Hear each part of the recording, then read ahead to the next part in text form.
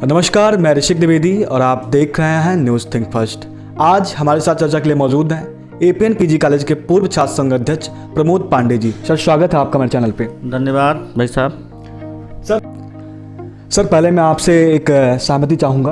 आप पूर्व में एपीएन पीजी कॉलेज के अध्यक्ष रह चुके हैं, तो मैं आपको अध्यक्ष जी कहना पसंद करूँगा। धन्यवाद। और आपसे मेरा पहला प्रश्न है कि आप एक सामान्य परिवार से बिलोंग करते हैं और इसके बाद फिर आप एपीएन पीजी कॉलेज में आते हैं और वहाँ से पढ़ाई स्टार्ट करते हैं और धीरे धीरे वहाँ के आप युवा नेता बनते हैं और फिर आप छात्र संघ अध्यक्ष भी बनते हैं। तो ऐसे में एक सामान्य परिवार में ये कहा जाता है कि जो बच्चा हमारा पढ़ाई में अच्छा नहीं होता है, एकदम खराब नकारा जो होता है, वो नेता बनता है। तो ऐसे में आपने अपने परिवार को कैसे फेस किया, मैं आपसे जानना चाहूँगा। देखिए, ये तो पुरानी बातें हैं, लेकिन मैं आपसे कहूँगा कि मैं जिस छात्र संगठन से जुड़ा था, अखिल भारतीय विद्यार्थी परिषद, वहाँ हर प्रकार की ट्रेनिंग दी जाती है।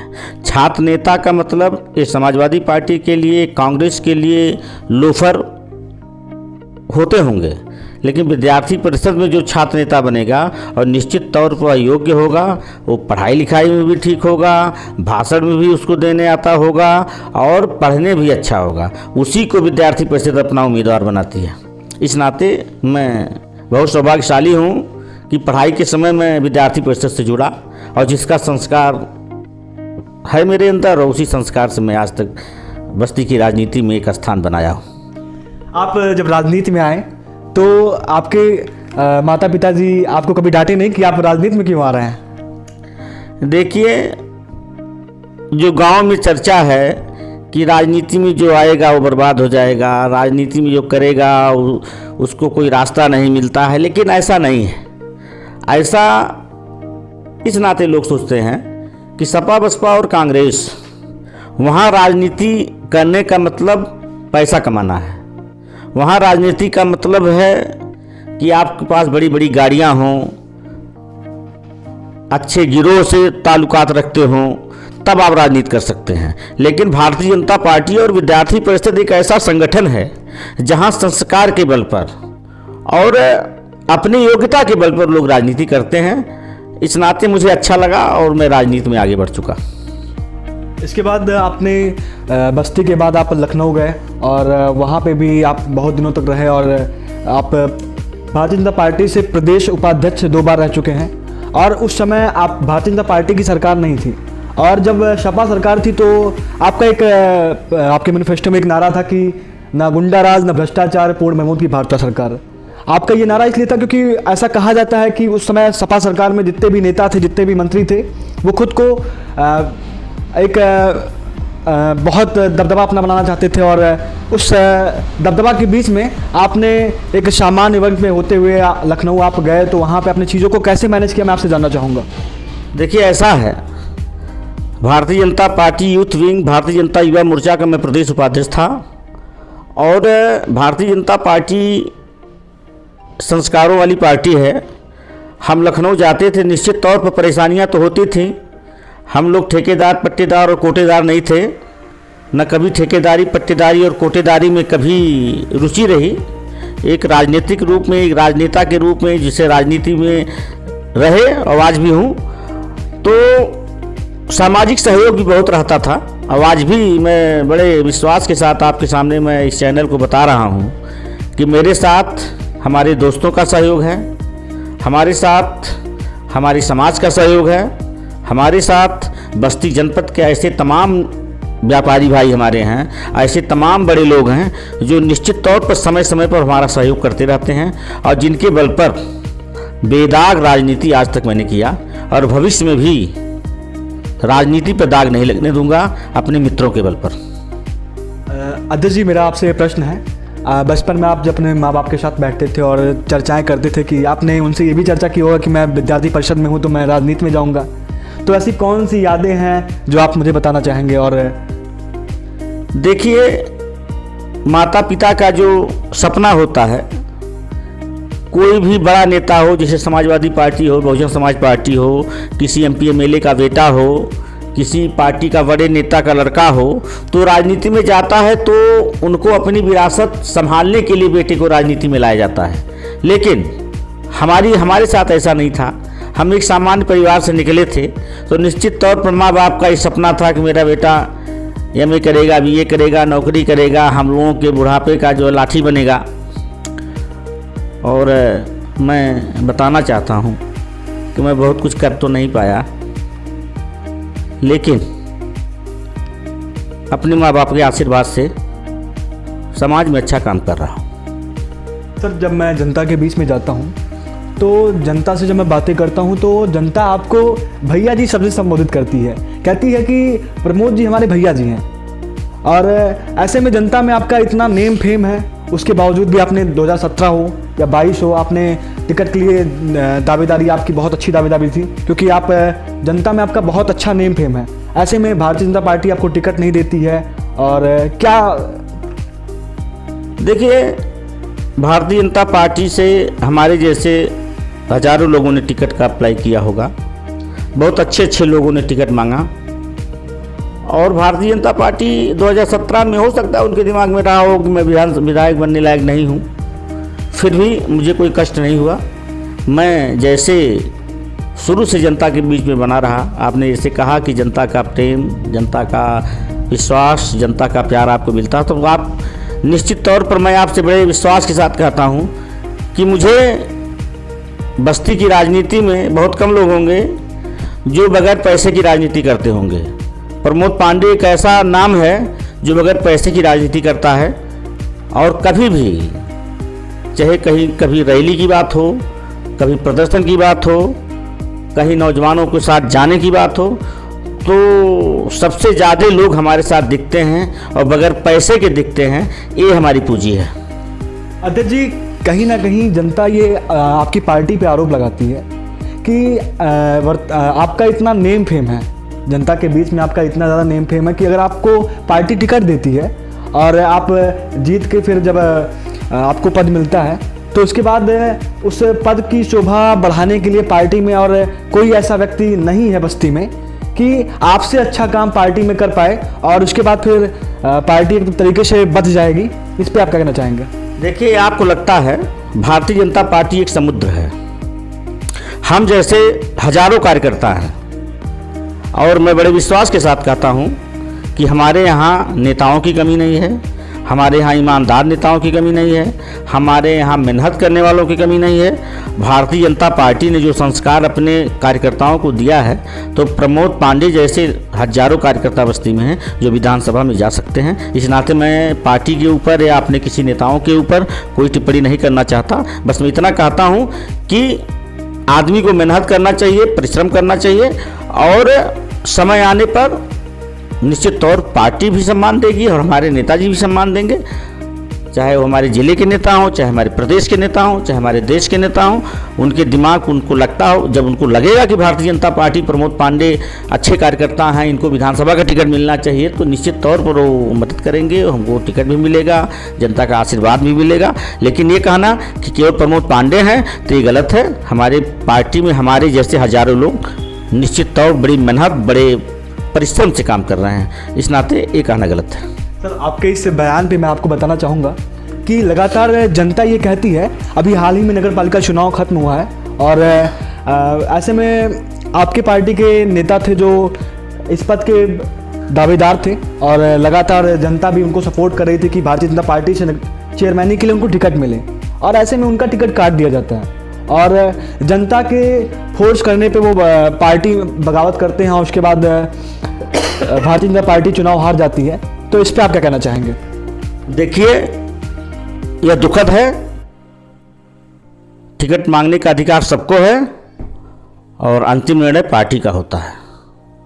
और जिनके ऊपर आपका इशारा है, मेरे अच्छे दोस्त हैं, इससे मैं इनकार नहीं कर सकता, अच्छे साथी हैं, लेकिन उनका चुनाव लड़ने का निर्णय गलत था।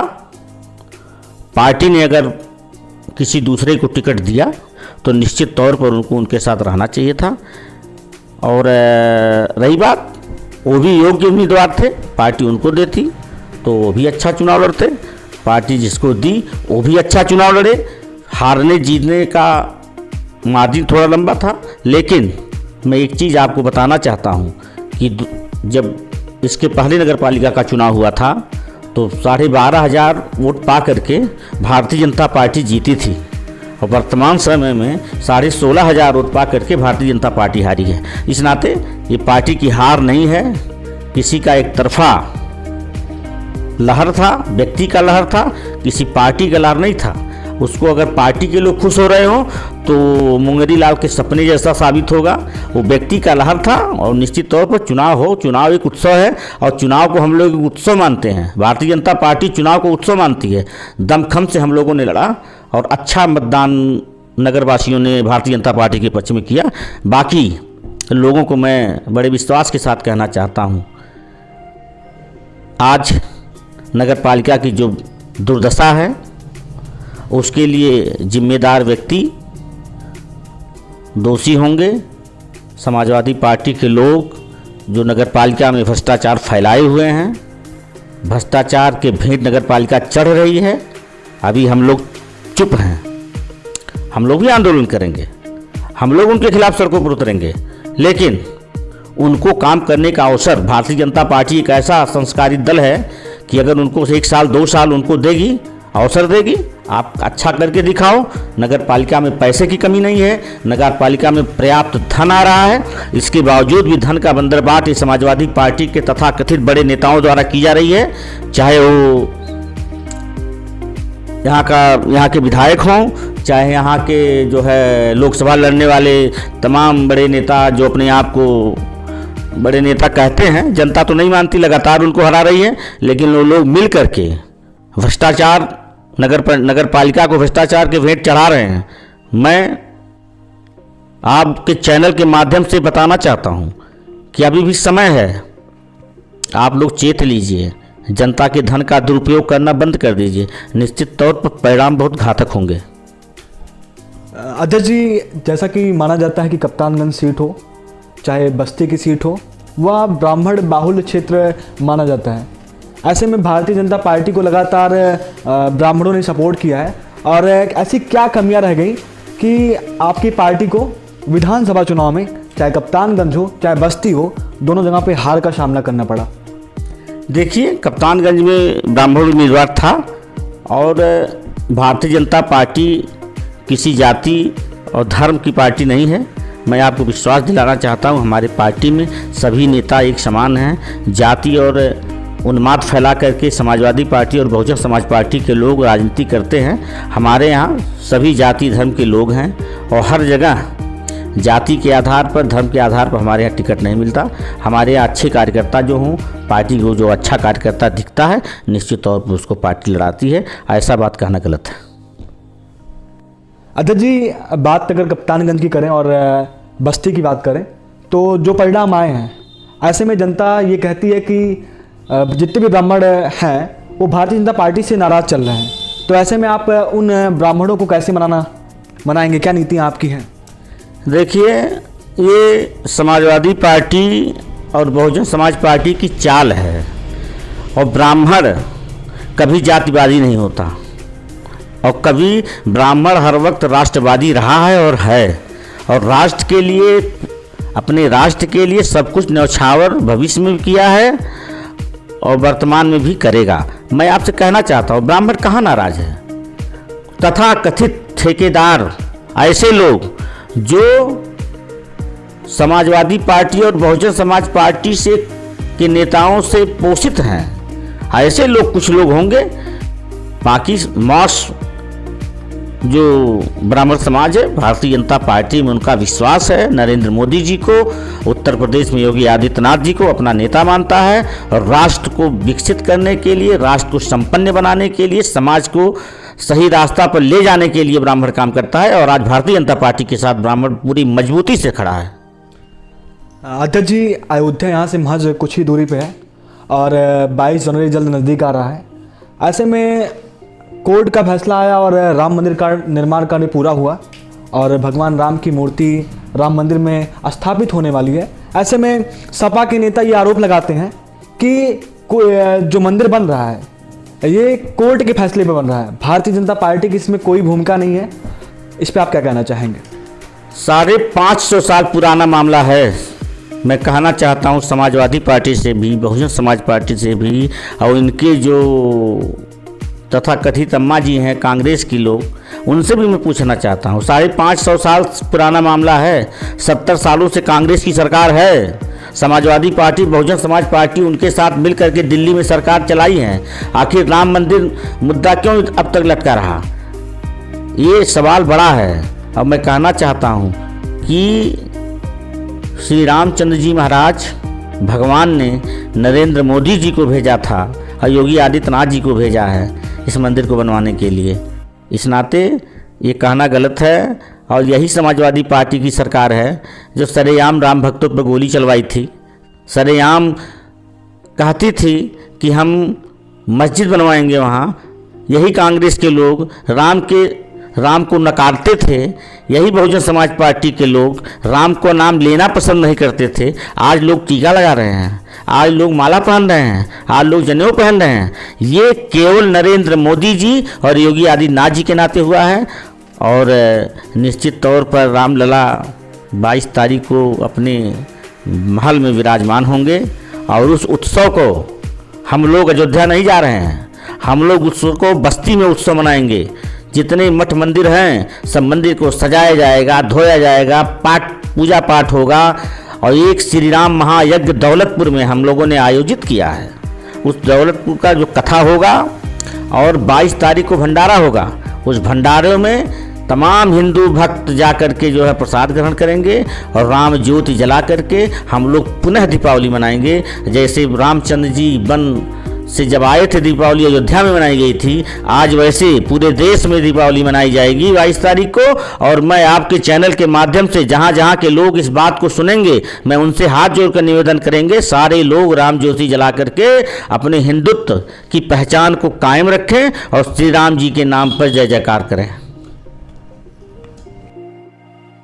अध्यक्ष जी, मेरा आपसे एक अहम प्रश्न है कि एक आपके ही पार्टी के वर्तमान में नेता हैं, पहले ये पीस पार्टी में थे और पीस पार्टी में होते उन्होंने रामायण पुस्तक जलाया था और रामायण का जमकर विरोध किया था। इसके बाद फिर ये भाजपा में आते हैं, फिर ये चुनाव जीतते हैं, फिर भारतीय जनता पार्टी में रहते हुए ये चुनाव हारते हैं। इसके बाद इनकी पत्नी भारतीय जनता पार्टी से ही चेयरमैन बनती हैं और वर्तमान में ये टीका लगा के राम भक्त बन के बस्ती में घूम रहे हैं और एमपी पद के दावेदार बन रहे हैं। लगातार ये दावे कर रहे हैं कि इस बार मुझे टिकट दिया जाए। ऐसे में जब लगातार सारे पद इन्हीं को मिलेंगे, सारी सीटें, सब कुछ इन्हीं को मिलेगा, तो ऐसे में आप लोग का नंबर कब आएगा? देखिए, जो आप कह रहे हैं ये मुझे ज्ञात नहीं है, लेकिन मैं इतना कहना चाहता हूँ कि भारतीय जनता पार्टी सबके बारे में जानती है। भारतीय जनता पार्टी जिसको टिकट देगी वो चुनाव जीतेगा, लड़ेगा। और जहाँ तक लोकसभा की बात है, भारतीय जनता पार्टी अपने सभी नेताओं से और सबको निर्देश है, चाहे कोई वर्तमान हो चाहे कोई पूर्व हो, सभी टिकट मांग सकते हैं और उसी क्रम में वो भी मांग रहे होंगे। पार्टी जिसको टिकट देगी वो चुनाव जीतेगा, लड़ेगा। इसमें बहुत हम लोगों के बोलने की स्थिति नहीं है। और भारतीय जनता पार्टी एक ऐसी पार्टी है कि सबके बारे में रखती है। आपको कहने की कुछ ज़रूरत नहीं है, हमको कुछ कहने की ज़रूरत नहीं है। भारतीय जनता पार्टी के हमारे नेता सबके बारे में जानते हैं और सबका मूल्यांकन समय समय पर करते रहते हैं। अभी हाल ही में खेल महाकुंभ हुए और खेल महाकुंभ में लगातार युवाओं ने जमकर खेल में भाग लिया और बहुत सारे क्षेत्र से, बस्ती के अन्य क्षेत्रों से निकलकर युवा खेलने के लिए आए। ऐसे में जो आपका एक मानक था कि युवाओं को सपोर्ट करने के लिए स्पोर्ट में, तो उस मानक पे आपका ये जो खेल महाकुंभ निर्णय था कितना कारगर साबित हुआ, मैं आपसे जानना चाहूँगा। मैं आपको बड़े विश्वास से कहना चाहता हूँ, खेल महाकुंभ बस्ती पूरे देश के लिए नज़ीर बन गया है और लगभग 5 लाख लोग किन्हीं किन्हीं विधाओं में सांसद खेल महाकुंभ में भाग लिए हैं। और बड़े विश्वास से आपको मैं बताता हूं कि खेल महाकुंभ से लगभग 200 बच्चों का चयन साई नामक संस्था से हुआ है, जिससे जाकर के वहां बच्चे उनके संस्था के पैसे से पढ़ेंगे, रहेंगे और जिस खेलों में उनकी रुचि है उसमें उनका जो है मदद करेगी सरकार। लेकिन मैं और एक चीज़ बताना चाहता हूँ कि सांसद खेल महाकुंभ का आपने जिक्र किया तो बड़ा अच्छा किया। और सांसद खेल महाकुंभ हमारे देश के लिए हमारे प्रधानमंत्री जी, हमारे गृह मंत्री जी, हमारे राष्ट्रीय अध्यक्ष जी, हमारे प्रदेश अध्यक्ष जी, सारे लोगों ने लगातार 3 सालों से इस सांसद खेल महाकुंभ में शिरकत किए। और मैं सुन करके, और जो है बाहर भी जाना रहता है हम लोगों का, सुन करके और देख करके मन इतना गदगद रहता है कि आज जिसको बस्ती की जनता ने सांसद बनाया है वह 10 में 10 नंबर पाने के हकदार है। और नौजवान, आज बस्ती के नौजवान, पिछली साल लगभग 150 नौजवानों को साई संस्था लेकर गई थी, पहले साल 49 बच्चों को लेकर गई थी। तो निश्चित तौर पर नौजवानों के लिए और खेल जगत में बस्ती का नाम रोशन करने के लिए सांसद हरीश द्विवेदी जी ने एक अथक प्रयास किया है। उसकी जितनी भी सराहना होनी चाहिए, जितनी भी सराहना हो उतने कम ही है। अध्यक्ष जी, मेरा आपसे एक प्रश्न है कि 2014 में भारतीय जनता पार्टी बस्ती में जीत कर आती है और लगातार 2 बार आपके सांसद भी बस्ती में भारतीय जनता पार्टी से सांसद बनते हैं और पुनः 2024 आने वाला है। तो ऐसे कौन कौन से विकास से कार्य बस्ती में आपके सांसद जी ने और आपकी पार्टी ने किया, और ऐसे किन कामों को आप जब जनता के बीच जाएंगे कि उनसे क्या चर्चाएं करेंगे कि मैंने बस्ती में कितना विकास किया और क्या क्या विकास किया? मैं आपसे कहना चाहता हूँ, इतनी लंबी लिस्ट है कि गिनाएंगे तो आपके चैनल पर उतना जगह नहीं मिल पाएगा। लेकिन मैं बताना चाहता हूँ कि बस्ती में आज़ादी के बाद इतना 70 सालों में एक ऑडिटोरियम नहीं था। जो शानदार अटल जी के नाम पर ऑडिटोरियम सांसद जी ने बनवाया है। मेडिकल कॉलेज आज़ादी के बाद क्यों इंतज़ार हो रहा था कि आज सांसद हरीश द्विवेदी बनेंगे, प्रधानमंत्री नरेंद्र मोदी बनेंगे, तब जा कर के यहाँ मेडिकल कॉलेज बनेगा। इंजीनियरिंग कॉलेज, पुस्तकालय, देश का सबसे बड़ा पुस्तकालय बनाने का काम आपके सांसद, हमारे सांसद ने किया है। साथ साथ अटल आवासीय विद्यालय, बहुत बड़ी बड़ी चीज़ हैं। आप बच्चों की पढ़ाई के क्षेत्र में केंद्रीय विद्यालय को 2 पाली में चलाना, ये मामूली, ये आसान काम नहीं है। ये बहुत बड़े बड़े काम कुछ बता रहे हैं आपको जो पूर्ण हो चुका है। आप बस्ती की सड़कों को देख लीजिए, चाहे बस्ती से मोहली रोड देख लीजिए, चाहे बस्ती से कांटे मार्ग देख लीजिए, चाहे कलवारी से लेकर के जो है रुधौली देख लीजिए, चाहे गणेशपुर का मार्ग देख लीजिए। बस्ती, मैं आपको, आप बस्ती के हैं तो बस्ती के इर्द गिर्द जो बहुत छोटे काम हुए हैं उसको मैं बता रहा हूँ। अभी आप पचपेड़िया का रोड देख लीजिए। आज़ादी के बाद बड़े विश्वास के साथ कहना चाहता हूँ कि कोई सांसद विधायक अपने बजट से इतनी बड़ी सड़क बनाया हो, बताइए। अपने बजट को लोग अपने पिताजी का पैसा समझते हैं, ठीक है। और अपने बजट से पचपेड़िया मार्ग बनाने का काम सांसद हरीश द्विवेदी ने किया है। पांडे स्कूल को जोड़ने वाली सड़क, कभी मोटरसाइकिल और पैदल चलना दुर्लभ था। सड़क से पांडे बाजार से हाईवे मात्र 500 मीटर है, लेकिन सड़क नहीं थी। आप भदेसर नाथ से लेकर के इतना प्राचीन मंदिर, लेकिन हर साल उस पर भ्रष्टाचार होता था, लेकिन चलने लायक नहीं रहती थी। ये आपके इर्द गिर्द की सड़कें मैं बता रहा हूँ। आज बस्ती की जितनी सड़कें हैं, जितनी सड़कें आप खोज कर लाइए, या तो बन के तैयार हैं, या तो बन रही हैं, या तो बनने जा रही हैं। ऐसे 400, 350, 400 सड़कें अभी टेंडर हुआ है जो बनने जा रही हैं। बड़े बड़े जितने सड़कें थी वो बन चुकी हैं। ऐसा नहीं हम बनवाएंगे, हम लोकसभा चुनाव में हम जाएंगे, हमको वोट दे दीजिए, हम तब करेंगे, ऐसा नहीं है। ये काम 10 सालों में हो चुका काम बता रहा हूँ। रेलवे स्टेशन था, रेलवे स्टेशन 2014 के पहले एक जो है पान की गुमटी की तरह दिखता था। आज देख लीजिए रेलवे स्टेशन, और केवल बस्ती का रेलवे स्टेशन नहीं, छोटे छोटे रेलवे स्टेशन, चाहे मुंडेरवा हो, चाहे वाल्टरगंज हो, चाहे टिनिच हो, चाहे बबनान हो, चाहे गौर हो, सारे स्टेशनों का उच्चीकरण हुआ है। आज बस्ती से बन करके ट्रेन चलती है। ये कभी किसी ने सोचा था क्या कि बस्ती से बन करके ट्रेन चलेगी? बस्ती से 2 ट्रेनें बन के चलती हैं। बस्ती से इलाहाबाद, बस्ती से बनारस। ये सड़कें ये चल रही है।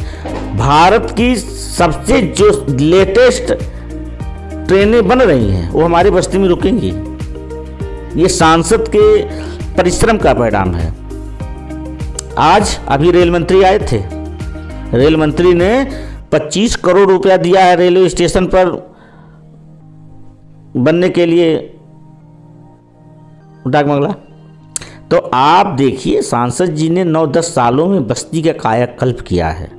काम गिनते रह जाएंगे, छोटे छोटे कामों को कोई चर्चा नहीं है, बड़े बड़े कामों को आपके बीच में रख रहा हूँ।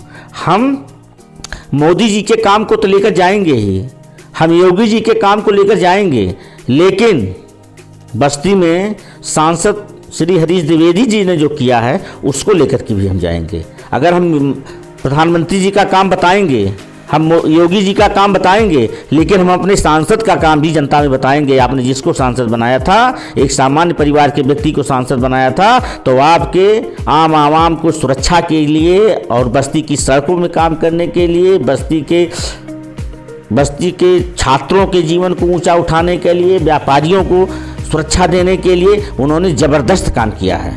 और जिसकी सराहना केवल बस्ती में नहीं हो रही है, उसकी सराहना पूरे देश में हो रही है। अपने सांसद, अपने साभी बस्ती के लोग सौभाग्यशाली हैं कि रेल मंत्री आता कहता है कि हम हरीश जी से समय समय पर राजनीतिक गुण सीखते हैं। इससे बड़ा गौरव का विषय हम लोगों के लिए कुछ नहीं हो सकता। और वो व्यक्ति अपने मेहनत के बल पर, अपने परिश्रम के बल पर बस्ती को नई पहचान दिलाने में सफल रहा है। इसी सब को लेकर के हम जनता के बीच में जाएंगे। लगातार समाजवादी पार्टी के जितने भी नेता हैं, वर्तमान में 4 विधानसभा सीटों पे समाजवादी पार्टी के विधायक चुनकर आए हैं, और ऐसे में वो विधायक जनता से कहते हैं कि जितने भी सारे विकास कार्य हुए हैं वर्तमान में बस्ती में, उन विकास कार्यों को हमने पूरा किया है, भारतीय जनता पार्टी ने कुछ नहीं किया है। तो इस पर आप क्या कहना चाहेंगे? समाजवादी पार्टी की सरकार में तो ये लोग कुछ कर ही नहीं पाए। समाजवादी पार्टी की सरकार में तो ये लोग कुछ कर ही नहीं पाए, और भारतीय जनता पार्टी की सरकार में ये लोग क्या करेंगे? मैं तो कहता हूँ कि अपने विधायक निधि में कमीशन खोरी के अलावा इन लोगों ने 5 साल में कुछ नहीं किया है। 2.5 साल 3 साल जो होने जा रहा है, 2.5 साल, उसमें इन्होंने कुछ नहीं किया है। और जनता सब जानती है। अरे ठीक है, पूरे पार्लियामेंट में 28-29 हज़ार वोट हम लोगों को मिला। वो जनता उसके लिए दोषी नहीं है, उसके लिए स्वयं हम लोग दोषी हैं। और जिसका परिणाम था कि ये लोग विधानसभा में चुन के चले गए, दोबारा विधानसभा का मुंह नहीं देखेंगे। ये जितने विधायक हैं समाजवादी पार्टी के, जनता सब के बारे में जान रही है। ये कोटेदार, पट्टेदार, ठेकेदार एक बाप के नाम पर जीत कर आया है, और एक के बारे में तो मैं कुछ नहीं इस नाते कहूँगा कि छात्र जीवन से आया है और छात्र संघ में मैं भी रहा हूँ, इस नाते कोई टिप्पणी नहीं करूँगा। तो जी मेरा एक प्रश्न आपसे है कि एक जब से 2017 के बाद उत्तर प्रदेश में भाजपा चुन के आई है, और लगातार भाजपा माफियाओं के खिलाफ कार्रवाई कर रही है बुलडोजर के द्वारा, तो बस्ती में माफियाओं के ऊपर कितना बुलडोजर चला है, मैं आपसे जानना चाहूँगा। देखिए, बस्ती में कोई ऐसा माफिया नहीं है, लेकिन ये समाजवादी पार्टी और बहुजन समाज पार्टी के नेताओं द्वारा पोषित जो अपराधी थे पूरे प्रदेश में, जो समाजवादी पार्टी की सरकार चला रहे थे और बहुजन समाज पार्टी की सरकार चला रहे थे, उन सबको उनकी औकात बताने का काम बुलडोजर ने किया है। जो अपराधी, चाहे वो अतीक हों, चाहे वो मुख्तार हों, ऐसे तमाम नाम हैं, लेकिन इसके बावजूद भी मैं बताना चाहता हूं कि अतीक और मुख्तार सरकार चलाते थे। समाजवादी पार्टी और बहुजन समाज पार्टी की सरकार चलाते थे। आज उन लोगों की स्थिति देख लीजिए। ऐसे लोग, सैकड़ों लोगों की हत्या करने वाले लोग पुलिस की सुरक्षा में रहते थे। आज सारे लोग अपने जान की भीख मांग रहे हैं कि हमको जिंदा रहने दिया जाए। आज यही बुलडोजर की सरकार है, यही भाजपा की सरकार है, योगी आदित्यनाथ की सरकार है। निश्चित तौर पर जनता भयमुक्त वातावरण में जी रही है, चाहे वो बनारस हो, चाहे वो इलाहाबाद हो, चाहे मऊ हो। हमारे बस्ती में कोई इस तरह का अपराधी तो है नहीं। सर, अध्यक्ष जी आपसे एक प्रश्न है। आप भारतीय जनता पार्टी में लगातार कार्य कर रहे हैं, तो भारतीय जनता पार्टी की कुछ गोपनीय जानकारी मैं आपसे जानना चाहूँगा कि बाबा का जो अगला बुलडोज़र है वो किस पर चलने वाला है? बाबा का बुलडोज़र हर वक्त तैयार है। जो बेटियों के तरफ गलत निगाहें उठाएगा और जो जनता को परेशान करेगा, निश्चित तौर पर बुलडोज़र उधर घूम जाएगा। और आज या तो अपराधी जेल में है या तो अपराधी ऊपर है, अगर जो कुछ बचे हैं वो अपने घर चुपके से बैठे हुए हैं। निश्चित तौर पर कोई इस समय उत्तर प्रदेश के अंदर हमारी बहू बेटियों के ऊपर नाजायज़ निगाहें उठाने की हैसियत में नहीं है। अध्यक्ष जी, आपसे मेरा एक प्रश्न है। कुछ दिन पहले भारतीय जनता पार्टी के नेता कबीर तिवारी की गोली मारकर बस्ती में ही हत्या कर दी जाती है और ऐसे में अभी तक उनके परिवार को न्याय नहीं मिल पाया। अभी वो केस जो हाई कोर्ट में चल रहा है, इस पे आप क्या कहना चाहेंगे? देखिए, हम लोगों ने बहुत लड़ाइयाँ लड़ी, लेकिन जितनी लड़ाइयाँ लड़नी चाहिए उतनी लड़ाई हम लोग नहीं लड़ पाए।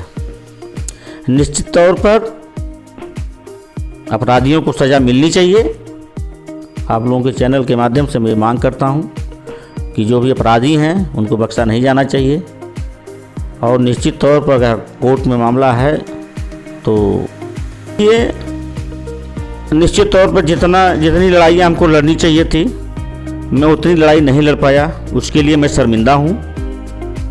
और कबीर तिवारी को न्याय मिले मैं मांग भी करता हूँ, और भविष्य में कभी अवसर मिला तो निश्चित तौर पर इस लड़ाई को जरूर लड़ेंगे। जी, बस्ती जो पहले वशिष्ठ नगर के नाम से जानी जाती थी और वर्तमान में इसका नाम बस्ती है।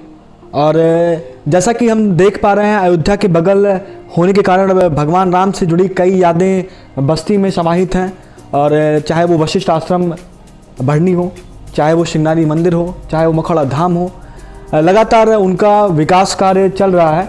और ऐसे में मैं आपसे जानना चाहूँगा, क्या बस्ती का नाम बदल के, क्योंकि बस्ती की जब बात करते हैं तो बस्ती मतलब बहुत पिछड़ा हुआ क्षेत्र, और वर्तमान में जितने भी विकास कार्य बस्ती के लिए किए जा रहे हैं, क्या बस्ती का नाम बदल कर, जैसा कि जनता ने मांग की थी कि बस्ती का नाम बदल कर वशिष्ठ नगर कर दिया जाए, क्या आपके बाबा जो लगातार अन्य क्षेत्रों के, अन्य शहरों के नाम परिवर्तित कर रहे हैं, क्या बस्ती का नाम बस्ती से बदल कर वशिष्ठ नगर करने की कुछ जानकारी इसमें आप देना चाहेंगे मुझे?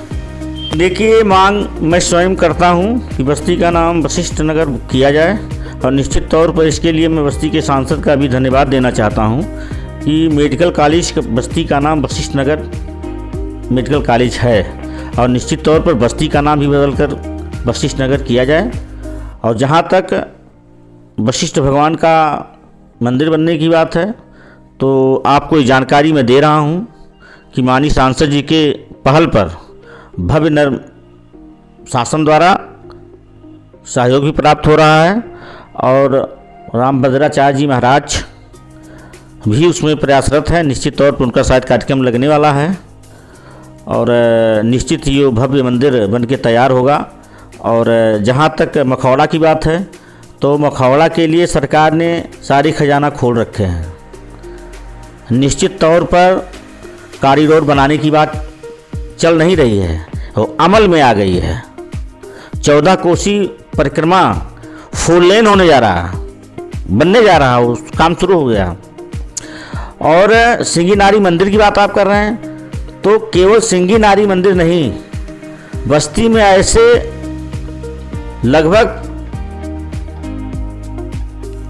अब हमारे पास तो उसका आंकड़ा नहीं है, लेकिन सर्वाधिक मंदिरों पर पर्यटन विभाग के द्वारा बड़े पैमाने पर कार्य कराए जा रहे हैं। उसका उच्चीकरण, सफाई और जो भी जैसे भी उनका भव्यता हो सकता हो, निश्चित तौर पर सांसद हरीश द्विवेदी जी के नेतृत्व में ये काम बहुत